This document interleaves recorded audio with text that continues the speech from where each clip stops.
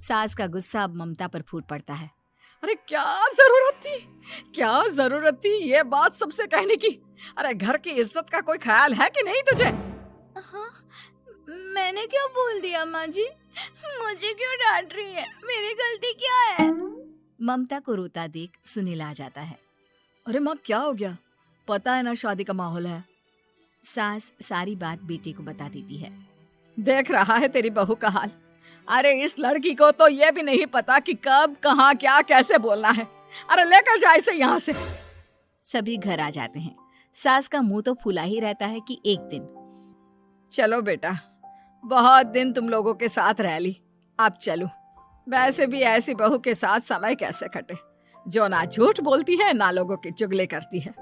अरे गांव में ही ठीक हूँ मैं, कम से कम 4 घर की खबर तो मिलती रहती है, वो भी मसाला डालकर। कैसी बात कर रही है माँ? अभी तो आई है, रह जाना, कितना अच्छा लगता है तेरे रहने से घर। तभी ममता आ जाती है। अच्छा लगता है, लेकिन आप तो बोल रहे थे कि न जाने कब तक रुकेगी। जाने का नाम ही नहीं ले रही। जाए तो कम से कम घर में थोड़ा सा फ्री सा तो फील करूं। यही बोल रहे थे कल माँ जी आपके लिए। सास बेटे को देखती है लेकिन क्या कहती बेचारी, जब अपना ही सिक्का खोटा हो। चली जाती है चुपचाप गांव। फिर एक रोज घर की घंटी बजती है। सामने खड़ा होता है सुनील का बॉस। सुनील है क्या घर में? वो क्या ना, मैं यहाँ से गुजर रहा था तो सोचा थोड़ा ऑफिस का काम डिस्कस कर लूं। ममता कुछ कहती कि तभी वहां सुनील आ जाता है। अरे बॉस आप आइए आइए। क्या बात है, घर तो बहुत सुंदर है। वैसे भाभी जी आपकी खूब बातें सुनी है कि आप कभी झूठ नहीं बोलती। ये तो पता नहीं, लेकिन हमेशा सिर कुछ न कुछ ऐसा बोल देती हूँ जिससे परेशानी हो जाती है। मैं ऐसा नहीं चाहती, लेकिन क्या करूँ। खैर बॉस कुछ देर रुकता है, काम की बात होती है। ममता के साथ सब चाय पीते हैं और जैसे ही बॉस जाने को मुड़ता है कि क्या जी, कितने नेक इंसान हैं। फालतू ही आप खड़ूस और निकम्मा बोलते हैं इन बॉस को। अब क्या बॉस के कान तक खुद के लिए अनमोल वचन पड़ जाते हैं और फिर ओह तो ये बात है। और क्या कहता है ये? अरे बॉस आप भी किसकी बात पर विश्वास कर रहे हैं?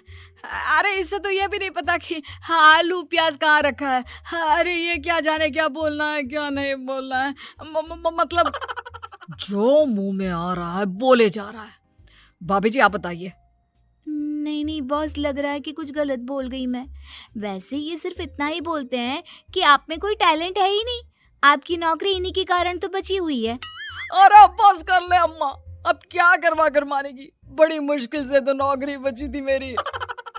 सही कहा, बची थी लेकिन अब निकल गई। तेरे टैलेंट के भरोसे चल रही है ना मेरी नौकरी। अब देख तू। अच्छा, तो आप भी यही मानते हैं? वैसे ये बात तो है, सुनील काफी टैलेंटेड है। बॉस चला जाता है। सुनील सर पकड़कर बैठ जाता है। माना सच बोलना एक अच्छी आदत है, लेकिन ममता आज का समय ऐसा नहीं है। तुझे थोड़ा सा समाज को देखकर खुद को बदलना होगा, समझी? जी मुझे तो पता ही नहीं चलता कि मैं क्या गलत कर रही हूँ। यकीन मानिए मैं जानबूझकर नहीं करती। सुनील सोच लेता है कि वो किसी न किसी तरह अपनी बीवी के इस भोलेपन का इलाज करके रहेगा, लेकिन सवाल ये कि कैसे का जवाब अब मिल जाता है। और फिर एक रोज ममता की माँ आती है। ममता, तुझे तो पता है तेरे पापा का काम ठीक नहीं चल रहा है। कुछ पैसों की जरूरत थी, तेरे पास हो तो मदद कर दे बेटा। ममता माँ को घर खर्चे से बचाए पैसे दे देती है। पैसे देने के बाद सुनील आ जाता है। अरे सासू माँ, आज यहाँ कैसे आना हुआ? नहीं बेटा, वो ममता की याद आ रही थी ना तो आ गई। वो क्या है ना, पता है पापा का काम ठीक नहीं चल रहा है तो माँ कुछ पैसे लेने आई थी। क्यों? यहाँ क्या पैसे का पेड़ उगा है? अरे कौन सी माँ अपनी बेटी के ससुराल का खाती है? कोई जरूरत नहीं है पैसे देने की। वापस कर दो माँ जी पैसे और निकलो यहाँ से। आगे से यहाँ पैसे लेने नहीं आना। सुनील ये बोलकर निकल जाता है। उसके जाने के बाद, बेटा ममता, तूने मेरी बेइज्जती कराने के लिए यहाँ बुलाया था क्या? अरे छोटा सा झूठ बोल देती तो तेरी माँ की इज्जत बच जाती। लेकिन चलती हूँ मैं। सास बाहर जाकर बाहर खड़े सुनील से कहती है, तेरे कहने पर बेटा हमने ये नाटक तो खेल लिया, लेकिन उसका क्या असर होता है ये नहीं पता। थोड़ी देर बाद सुनील घर आता है।